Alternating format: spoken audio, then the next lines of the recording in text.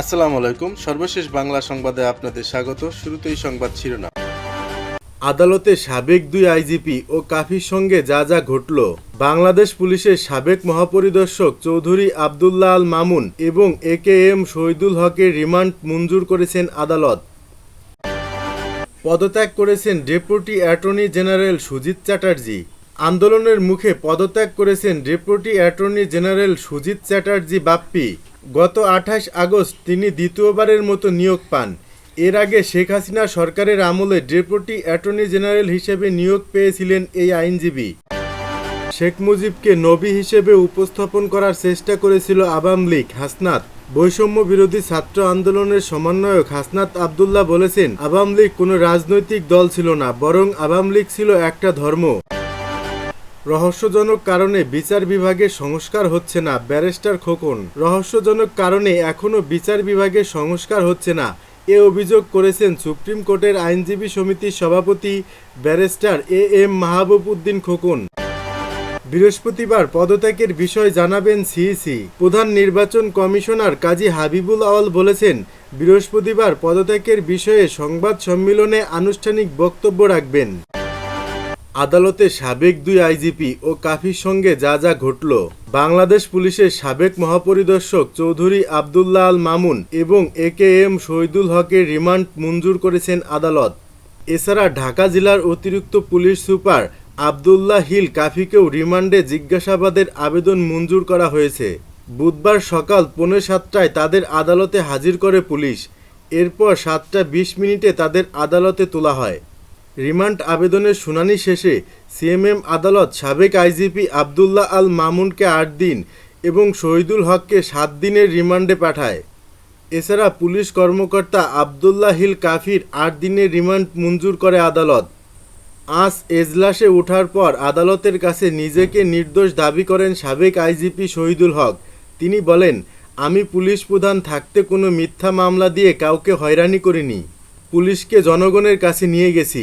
যতদিন চাকরি করেছি মানুষের সেবা করেছি। আমার বিরুদ্ধে যেসব অভিযোগ আনা হয়েছে তার কোনোটাই সত্য নয়। আমি সম্পূর্ণ নির্দোষ। অপরদিকে রিমান্ড শুনানির সময় আদালতে কোনো কথা বলেননি সদ্য সাবেক আইজিপি চৌধুরী আবদুল্লাহ আল মামুন। তিনি আদালতের এজলাস কক্ষের কাঠগড়ায় ঠাঁই দাঁড়িয়ে আইনজীবীদের বক্তব্য শুনতে থাকেন।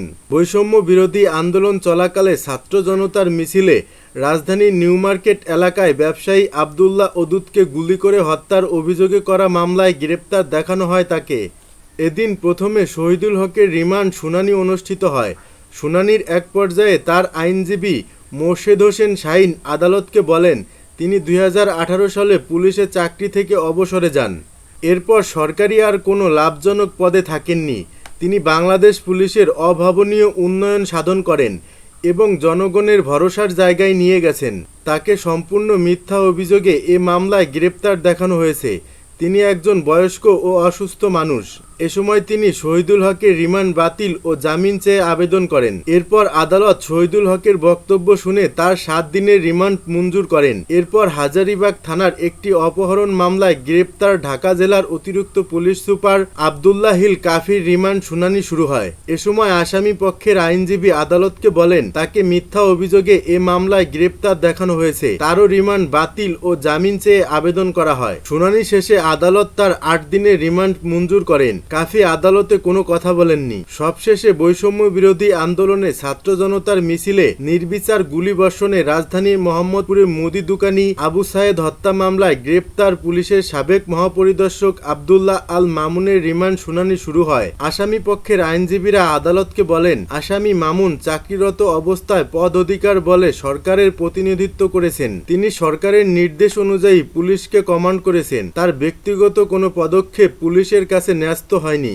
তাকে যদি মামলা দিতেই হয় সেক্ষেত্রে এসব হত্যা মামলা দেয়া অনুচিত। তিনি চাকরি জীবনে কোনো অনিয়ম করে থাকলে তার বিরুদ্ধে দুর্নীতির মামলা হতে পারে। আন্দোলন চলাকালে গুলিতে নিহত হওয়ার ঘটনায় দায়ের করা এসব মামলায় তার বিরুদ্ধে সুনির্দিষ্ট কোনো অভিযোগ নেই। তাকে হয়রানি করতে এই মিথ্যা মামলায় ফাঁসানো হয়েছে। তার পরিবার একটি উচ্চ শিক্ষিত পরিবার। তারা সমাজসেবামূলক অনেক কাজ করেছেন। তাদের যথেষ্ট সুনাম রয়েছে। তিনি হার্টের রোগী, চোখে কম দেখেন এবং ডায়াবেটিক্সের রোগী। এসব বিবেচনায় তার পক্ষের আইনজীবীরা রিমান্ড বাতিল ও জামিন চেয়ে শুনানি করেন। আদালত শুনানি শেষে এ মামলায় তার ৮ দিনের পুলিশ রিমান্ড মঞ্জুর করেন। রিমান্ড আদেশ শেষে সকাল 7:50 ডিবির একটি গাড়িতে সাবেক 2 আইনজীবীকে সিএমএম আদালত থেকে নিয়ে যাওয়া হয়। অপর পুলিশ কর্মকর্তা কাফিকে প্রিজন ভ্যানে আদালত থেকে নিয়ে যাওয়া হয়। তবে বৈষম্য বিরোধী ছাত্র জনতার আন্দোলনকে কেন্দ্র করে এ পর্যন্ত গ্রেপ্তার আসামিদের মধ্যে দীপুমনির পর এই 3 পুলিশ কর্মকর্তাকে হাতকড়া পরানো হয়নি।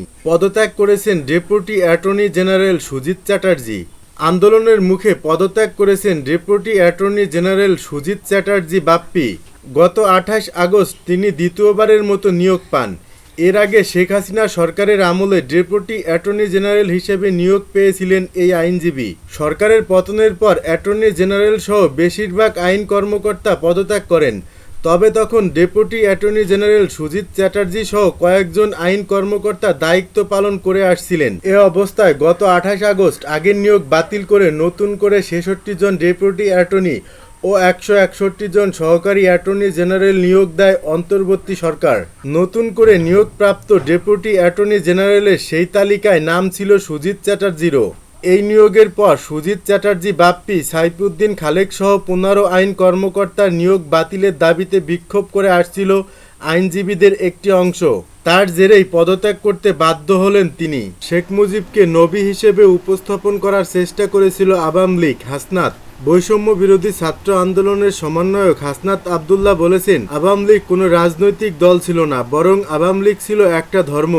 ধর্মের অবয়বে শেখ মুজিবকে নবী হিসেবে উপস্থাপন করার চেষ্টা করেছিল তারা। বুধবার টিএসসিতে এক সংবাদ সম্মেলনে এমন মন্তব্য করেন তিনি। এ সময় তিনি বলেন, ফ্যাসিস্ট সরকারের ক্ষমতা টিকিয়ে রাখার জন্য সবসময় সরকারি প্রতিষ্ঠানগুলোকে ব্যবহার করেছে। হাইকোর্ট, বিচার ব্যবস্থা, স্বাস্থ্য ব্যবস্থার ঘাড়ে বন্দুক রেখে পুঁজিবাদদের মাধ্যমে ফ্যাসিবাদকে ধরে রাখার চেষ্টা করেছে তারা। হাসনাত আবদুল্লাহ বলেন, 5 জুলাই যখন হাইকোর্টের রায় হয়, শিক্ষার্থীরা সেই রায় প্রত্যাখ্যান করে এবং আন্দোলন শুরু করে। আন্দোলনের শুরুর দিকে গত 18 বছর ধরে চলে আসা ট্যাগিং ব্লেমিং যে বিষয়টি ছিল, অর্থাৎ যখনই কেউ দাবি নিয়ে মাঠে আসতো তখনই তাকে রাজনৈতিক পরিচয়ে ফাঁসিয়ে দেওয়ার চেষ্টা করা হতো। আওয়ামী লীগ ছাড়া অন্য দলের রাজনীতি করলে তখন তাদের কোনো যৌক্তিক দাবি জানানোর অধিকার ছিল না। তিনি আরও বলেন, বিষয়টিকে গণমাধ্যম থেকে শুরু করে রাষ্ট্রের সকল প্রতিষ্ঠান মেনে নিয়েছিল। আর এ কারণেই শুরুতেই দাবির চেয়ে এটি রাজনৈতিক আন্দোলন এ বিষয়ে বেশি গুরুত্ব দেওয়া হতো বলে মন্তব্য করেন তিনি। রহস্যজনক কারণে বিচার বিভাগের সংস্কার হচ্ছে না, ব্যারিস্টার খোকন। রহস্যজনক কারণে এখনও বিচার বিভাগের সংস্কার হচ্ছে না, এ অভিযোগ করেছেন সুপ্রিম কোর্টের আইনজীবী সমিতির সভাপতি ব্যারিস্টার এম মাহবুব উদ্দিন খোকন। অন্তর্বর্তী সরকারের কাছে তার দাবি দ্রুত বিচার বিভাগের সংস্কারের। বুধবার দুপুরে বাংলাদেশ সুপ্রিম কোর্ট আইনজীবী সমিতির মিলনায়তনে আয়োজিত সংবাদ সম্মেলনে তিনি এ দাবি জানান। ব্যারিস্টার খোকন বলেন, সুপ্রিম কোর্ট সহ সারা দেশের অধীনস্থ আদালতে এখনো সিন্ডিকেট রয়েছে, কিন্তু তা সংস্কারে এই সরকার চলছে ধীরগতিতে। বিচার বিভাগ নিয়ন্ত্রণকারী আইন মন্ত্রণালয়ের কর্মকর্তাদের বিরুদ্ধে তদন্তের দাবি জানান ব্যারিস্টার খোকন। তিনি অভিযোগ করেন, গত 16 বছরে বিরোধী দলের নেতাকর্মীদের দমনে ব্যবহৃত হয়েছে দুর্নীতি দমন কমিশন দুদক। দুদকের আইনজীবীরা আওয়ামী লীগের দোসর আখ্যা দিয়ে সংস্থাটির সংস্কার চান তিনি। একই সঙ্গে নির্বাচন কমিশনেরও সংস্কার চেয়েছেন ব্যারিস্টার খোকন। বৃহস্পতিবার পদত্যাগের বিষয় জানাবেন সিইসি। প্রধান নির্বাচন কমিশনার কাজী হাবিবুল আওয়াল বলেছেন, বৃহস্পতিবার পদত্যাগের বিষয়ে সংবাদ সম্মেলনে আনুষ্ঠানিক বক্তব্য রাখবেন। বুধবার দুপুরে নির্বাচন ভবনে নিজের দপ্তরের অন্য নির্বাচন কমিশনারদের সঙ্গে বৈঠকের পর সাংবাদিকদের তিনি এ তথ্য জানান। পদত্যাগ কবে করবেন এমন প্রশ্নের জবাবে তিনি বলেন, বৃহস্পতিবার জানাবো, ওই দিন বিস্তারিত জানাবো। যা বলার বৃহস্পতিবার 12টায় সংবাদ সম্মেলনে সবকিছু জানানো হবে। রাষ্ট্রপতির সঙ্গে দেখা করবেন এমন প্রশ্নের জবাবে সিইসি বলেন, বৃহস্পতিবার রাষ্ট্রপতির সঙ্গে দেখা করতে যাব।